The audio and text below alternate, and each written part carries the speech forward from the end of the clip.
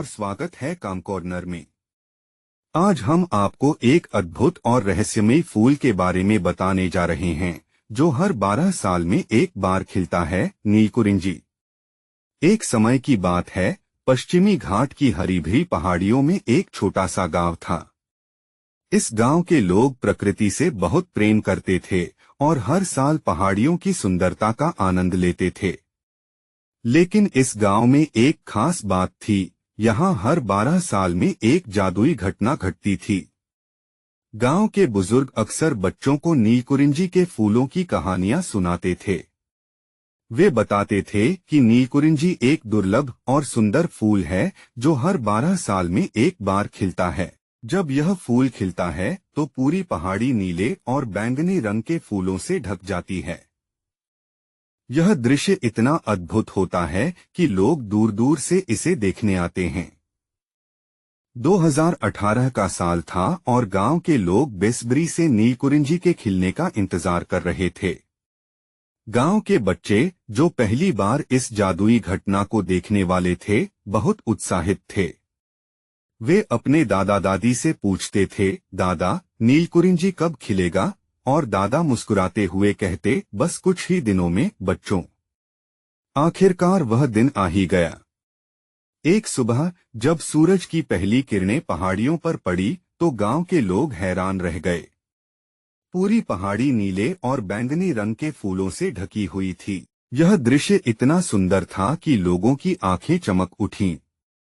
बच्चे दौड़ते हुए पहाड़ियों की ओर भागे और फूलों के बीच खेलना शुरू कर दिया। गांव के बुजुर्गों ने बताया कि नीलकुरिंजी का नाम मलयालम भाषा के 2 शब्दों से लिया गया है, नीला जिसका मतलब है नीला और कुरिंजी जिसका मतलब है फूल। नीलगिरी पहाड़ियां जिसका मतलब है नीली पहाड़ियां इन्हीं फूलों के नाम पर रखी गई हैं। नीलकुरिंजी के फूल मोनोकार्पिक होते हैं, जिसका मतलब है कि यह अपने जीवन काल में केवल एक बार खिलते हैं और फिर मर जाते हैं। हर 12 साल में इस तरह का सामूहिक खिलना इस प्रजाति के जीवित रहने को सुनिश्चित करता है। जब यह फूल खिलते हैं तो पर्यटक दूर दूर से इसे देखने आते हैं। नीलकुरिंजी का खिलना न केवल देखने में अद्भुत होता है, बल्कि स्थानीय लोगों के लिए भी बहुत महत्वपूर्ण होता है।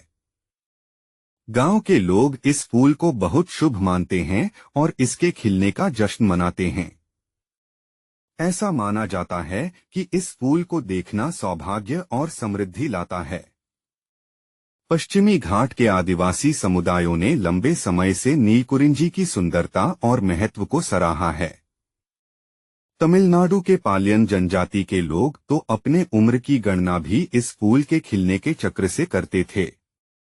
इस दुर्लभ घटना की रक्षा के लिए केरल में कुरिंजीमाला अभयारण्य की स्थापना की गई है। यह अभयारण्य नीलकुरिंजी के प्राकृतिक आवास को संरक्षित करने और भविष्य की पीढ़ियों के लिए इसके जीवित रहने को सुनिश्चित करने के लिए समर्पित है।